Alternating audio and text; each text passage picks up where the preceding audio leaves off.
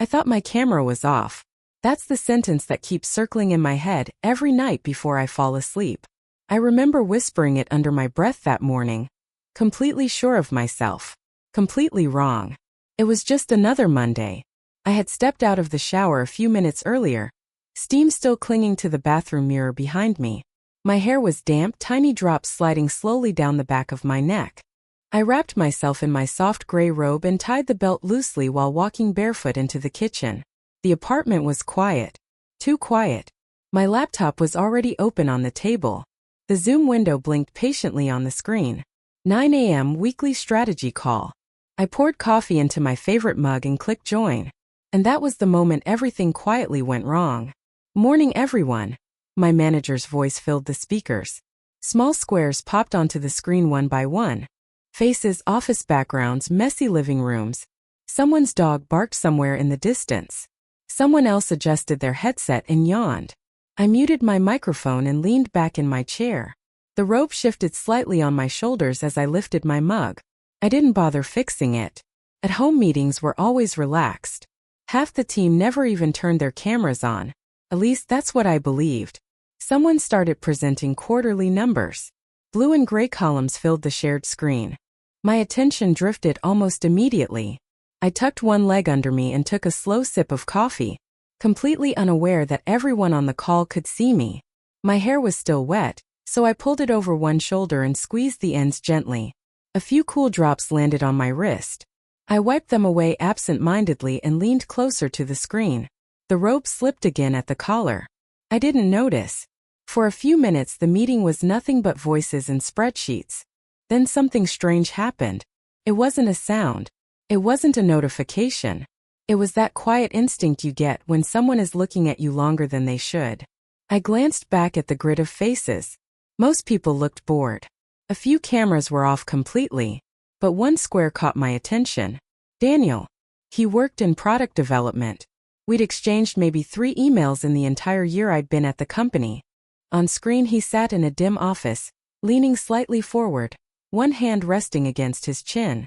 And he wasn't looking at the presentation. He was looking straight ahead. Straight into the camera. Into mine. At first I told myself it was nothing. People stare at screens all the time during meetings. But then his eyes moved. Slowly. From my face. Downward. And then back up again. A small knot formed in my stomach. Without thinking, I straightened in my chair and pulled the robe a little closer around my chest. The fabric suddenly felt much thinner than it had a moment ago. Why did that suddenly feel necessary?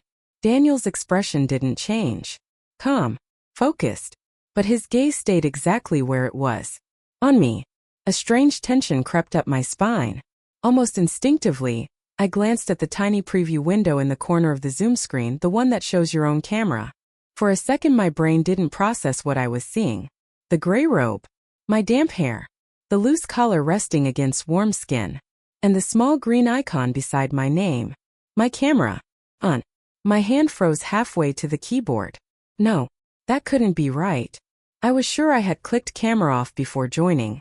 My pulse suddenly started beating louder in my ears. A colder thought slipped into my mind. If my camera was on now, how long had it been on? Because when I looked back at Daniel's square again, he was still watching. And this time, he didn't even try to look away. I turned my camera off so fast my mouse almost slipped off the table. The tiny green icon disappeared. Just like that. But the damage was already done. My heart was beating hard enough that I could feel it in my throat. I sat there frozen, one hand still gripping the mouse, staring at the grid of faces on the screen. No one reacted. My manager kept talking about projections for the next quarter. Someone else asked a question about budget approvals. A few people nodded politely. Normal meeting. Normal morning. Except my hands were suddenly shaking. I pulled the robe tighter around myself and leaned back in the chair, trying to breathe slowly. The fabric brushed against my collarbone as I shifted. Now every inch of exposed skin felt painfully noticeable. How long? That question kept echoing in my head. How long had my camera been on before I noticed? I tried to replay the last 10 minutes in my mind. Pouring coffee. Sitting down. Twisting my hair over my shoulder. Leaning forward to read the screen. My stomach tightened. because suddenly I remembered something else. When I first joined the meeting, a few people had looked up. Just for a second. At the time I didn't think anything of it. But now the memory felt different. Sharper. And then there was Daniel. I glanced back at his square before I could stop myself. He was still there, sitting the same way, his chin resting lightly against his hand. But now his eyes weren't on me anymore. They were on the presentation. Like nothing had happened. Like he had never been staring at all. That should have made me feel better. Instead it made my chest feel even tighter. Because I knew what I saw. And I knew what he saw. The meeting dragged on. Slides changed. Numbers appeared. Someone laughed at a joke about deadlines. But I barely heard any of it. I kept thinking about the moment his eyes moved down. And back up again. Slowly. Deliberately. Like he had time. Too much time. I picked up my mug again, but the coffee had already gone lukewarm. I set it back down after one sip. 10 more minutes passed. Then 15. Every once in a while my eyes drifted back to Daniel's square. Most of the time he looked normal. Focused. Professional. But twice, I caught him glancing toward my side of the screen. Quick looks. Almost careful. And both times something strange happened inside my chest. A mix of embarrassment and something else I didn't want to name. Finally the meeting started wrapping up. "All right, that's everything for today," my manager said. "Thanks everyone." One by one the squares began disappearing as people left the call. I hovered my mouse over the Leave Meeting button. Ready to escape. Ready to forget this entire morning ever happened. But before I could click, my screen flickered. A small notification appeared in the corner. New message, Daniel Carter. My stomach dropped.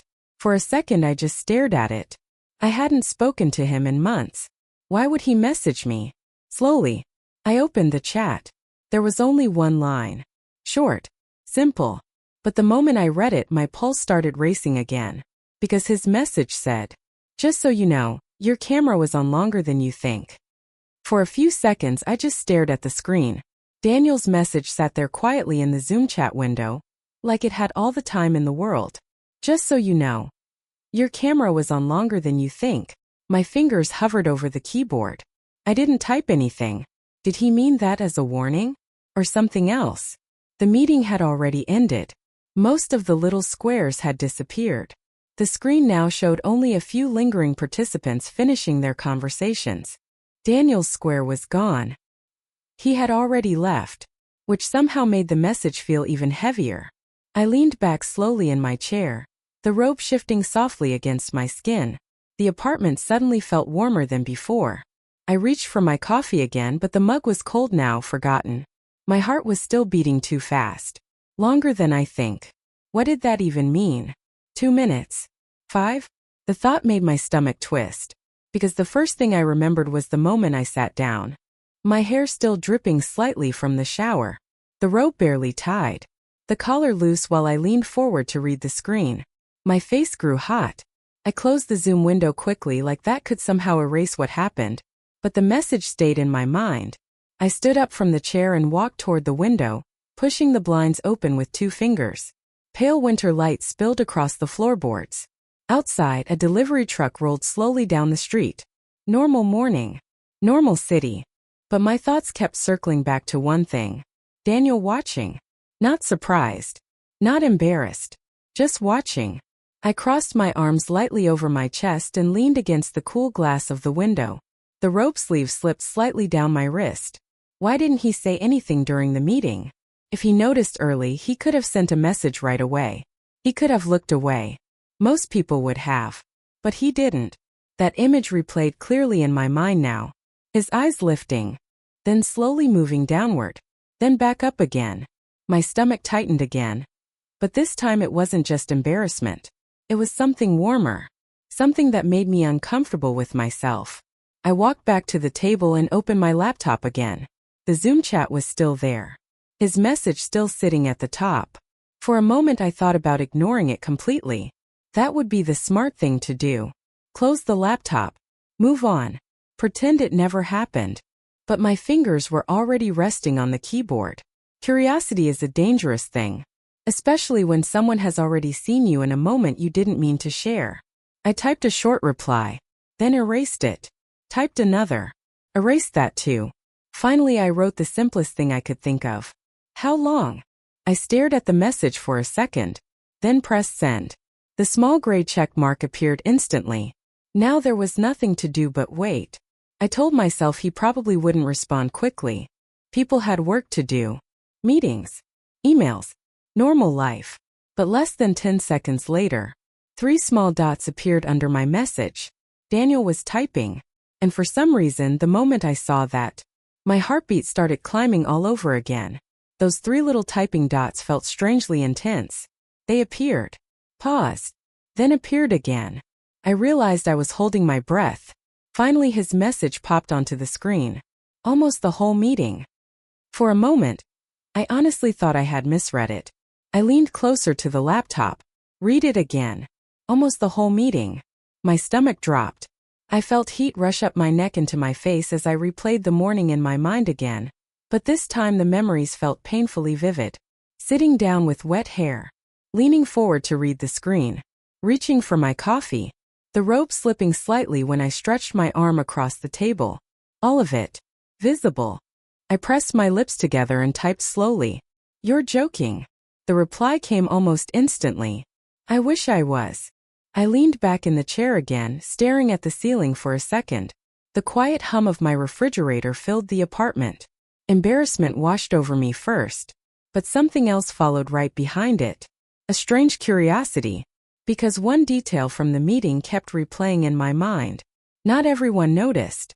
If they had, someone would have said something. Someone would have reacted. But Daniel had. And he had kept looking.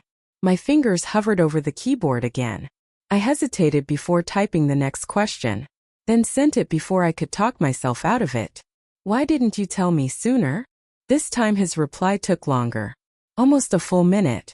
I watched the typing dots disappear. Then appear again. Finally the message came through. Honestly. I stared at that one word for a second. Then typed back. Yes. Another pause. Then his next message appeared. Because I wasn't sure if you knew. My eyebrows pulled together slightly. That answer didn't make sense. Why would you think I knew? I wrote. The response came slower this time. Like he was choosing his words carefully. You didn't look embarrassed. I felt my chest tighten slightly. You looked comfortable. My fingers stopped moving. Comfortable. I glanced down at the robe wrapped around me now, suddenly very aware of it again. Then another message appeared. And you never rushed to turn the camera off. I swallowed. Because he was right. I hadn't. Not until I noticed him watching. Another line appeared on the screen. So I thought maybe. The message stopped there. Just those 3 dots again. I leaned forward slightly, resting my elbows on the table without realizing it. Maybe what? I typed. There was a longer pause now. Almost long enough for me to think he changed his mind. Then his final message arrived. Maybe you wanted someone to notice. The words made my breath catch in my chest. I stared at the screen. That one sentence. Part of me immediately wanted to deny it. To laugh it off. To say that was ridiculous. But my fingers didn't move. Because the truth was, I wasn't entirely sure he was wrong. I stared at Daniel's message for a long time. Maybe you wanted someone to notice. The words sat there quietly on my screen, but they felt louder than anything else in the room. My first instinct was to deny it. Of course I didn't want that. It was an accident. A stupid mistake. I was in a robe, fresh out of the shower, half awake and barely paying attention to the meeting. That's all it was. But the longer I sat there, the harder it became to type that reply. Because something about the way he had watched me kept replaying in my head. Not shocked. Not awkward. Just focused. Like he was studying something. I leaned back slowly in my chair, the fabric of the robe sliding softly along my shoulders. The room felt warmer now, even though the window beside the table was still cracked open slightly. Cold air brushed against my damp hair. I exhaled slowly. Then I looked down at the keyboard again. Trust me, I typed. If I knew the camera was on, I wouldn't have stayed like that. I hovered over the send button for a second, then clicked it. The message delivered. For a moment there was nothing. No typing dots. No reply. I stood up and walked toward the kitchen counter, needing to move. My coffee mug was still sitting there, forgotten from earlier. I picked it up, took a small sip, and immediately set it back down. Still cold. Behind me, the laptop made the soft sound of a new notification. My eyes flicked back toward the table. Daniel had replied. I walked over and leaned slightly against the edge of the chair before reading it. Like what? 2 simple words. But they made my pulse jump again. I sat down slowly. You know exactly what I mean. I typed back. This time the typing dots appeared almost instantly. They stayed there longer than before. Then his response appeared. You were sitting sideways in your chair. My breath slowed slightly. I hadn't expected him to answer like that. Another message arrived right after. Your hair was wet. I felt a strange warmth move through my chest. And then another. Your robe kept slipping when you leaned forward. My fingers tightened slightly on the edge of the table. The room suddenly felt very quiet. Another message appeared. You looked. The typing dots paused again. Then finished the sentence. Comfortable. I exhaled slowly through my nose, staring at the screen. The strange part wasn't that he noticed those things. Anyone watching could have. The strange part was the way he described them. Like he remembered every detail. I typed carefully this time. You were paying a lot of attention. The reply came quickly. Yes. Just that. No explanation. No apology. I leaned back in the chair again, my heart beating a little faster. The silence between us stretched for a moment. Then another message from him appeared. Do you want me to be honest about something? My fingers hovered over the keyboard. Something about that question made my stomach tighten again. Still, I typed the only answer curiosity would allow. Okay. A few seconds passed. Then his message arrived. And the moment I read it, my breath caught in my chest again. I didn't look away. I read his message twice. I didn't look away. For a moment I just sat there, staring at the screen while the quiet hum of the apartment wrapped around me. Outside, a car passed slowly on the street, tires whispering over wet pavement. But inside my chest, everything felt louder. I could still picture that moment from the meeting. Daniel leaning slightly forward in his chair. His hand resting near his mouth. His eyes fixed on the screen. On me. I typed before I could overthink it. I noticed. The reply came almost immediately. You did. I leaned back in my chair again, one hand absently tightening the belt of my robe. Toward the end, I wrote. 3 dots appeared. Then disappeared. Then appeared again. Finally his next message came through. That's when you pulled the robe closed. My stomach tightened slightly. I hadn't realized he noticed that too. For a second I just stared at the message, my fingers resting on the keyboard without moving. Then another message appeared from him. I thought that's when you realized. He was right. That was the moment. When our eyes met through the screen and something about the way he was looking at me felt different from everyone else. More focused. More aware. I typed slowly. It was. A small pause followed. Then he wrote something that made the warmth in my chest spread a little further. You looked surprised. I let out a quiet breath. I was. The typing dots returned. Then another message appeared. But you didn't turn the camera off right away. I frowned slightly at the screen. Because he was right again. There had been a few seconds. Maybe more. A strange pause where neither of us moved. Where we just looked at each other. Through 2 tiny rectangles on a laptop screen. I typed the truth before I could filter it. I froze. The response came slower this time. I know. Another pause. Then one more message appeared. You were holding your coffee mug. I blinked. That detail felt strangely specific. I glanced at the mug sitting on the table beside the laptop now. He remembered that too. Then his next message arrived. Your hair was falling over one shoulder. Another. You were leaning toward the screen. My pulse began to climb again. Because suddenly it felt like he had been studying every movement I made. Watching. Quietly. Carefully.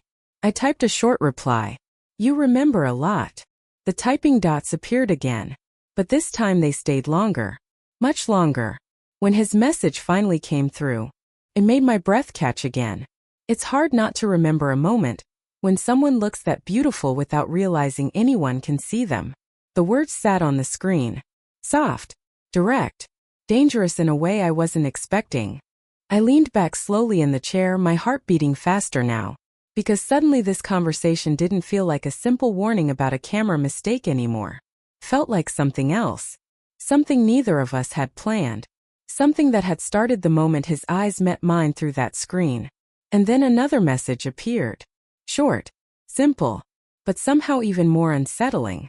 Are you alone right now? Are you alone right now? The question appeared on my screen so simply that, for a second, it almost felt harmless. Almost. But something about it made the air in the room feel heavier. I leaned back slowly in my chair, the wood creaking softly beneath me. My laptop glowed on the table in front of me. Daniel's message still waiting for an answer. Outside the window, a bus passed down the street. The faint sound of its brakes drifted up through the glass. Normal sounds. Normal morning. Yet my pulse had started climbing again. I knew what the smart response would be. Ignore the question. Close the laptop. End the conversation before it turned into something that could complicate everything. Because conversations like this never stay harmless for long. But instead of closing the laptop, I stayed there, staring at those 4 words. My fingers rested lightly on the keyboard. And then, without thinking too much about it, I typed, "Yes." I pressed send before I could change my mind. The message delivered instantly. For a moment nothing happened. Then the 3 typing dots appeared again. Daniel was writing back. I noticed my hand had moved to the belt of my robe again, tightening it slightly. The fabric shifted softly across my chest as I leaned closer to the screen. Finally his message arrived. I had a feeling. I read it once. Then again. Why? I typed. His reply came slower this time. Because you didn't rush away after the meeting. I blinked. Another message appeared. Most people would have closed the laptop immediately. He wasn't wrong. Instead I had stayed, reading his messages, replying, letting the conversation stretch longer and longer. I shifted slightly in my chair, crossing one leg over the other. The robe brushed softly against my knee. My fingers hovered over the keyboard again. Maybe I was curious what you were going to say. The typing dots appeared almost instantly after I sent it. Then his answer came. And now? My stomach tightened slightly. I glanced around the quiet apartment. The kitchen counter. The empty hallway. The soft morning light spilling across the floor. I was alone. Completely. I leaned forward slightly, resting my elbow on the table. Now what? I wrote. His reply appeared almost immediately. Are you still wearing the robe? The question made my breath pause for a second. My eyes dropped instinctively to the soft gray fabric wrapped around me. The same robe. Still loosely tied. Still warm against my skin. My heart began beating a little faster. I typed slowly this time. Yes. The typing dots appeared again. Then stopped. Then started once more. When his next message finally appeared, my pulse jumped in my chest again. I wondered if you would be. I stared at the screen. Something about that sentence made the space between us feel suddenly smaller. More personal. More dangerous. And before I could think of a safe response, another message appeared. Can I tell you something I didn't say earlier? My fingers hovered over the keyboard. A strange warmth spread slowly through my chest. I knew this conversation had already crossed a line somewhere. Still, I typed back. Go ahead. 3 dots appeared again. And for some reason, I found myself holding my breath while waiting to see what he would say next.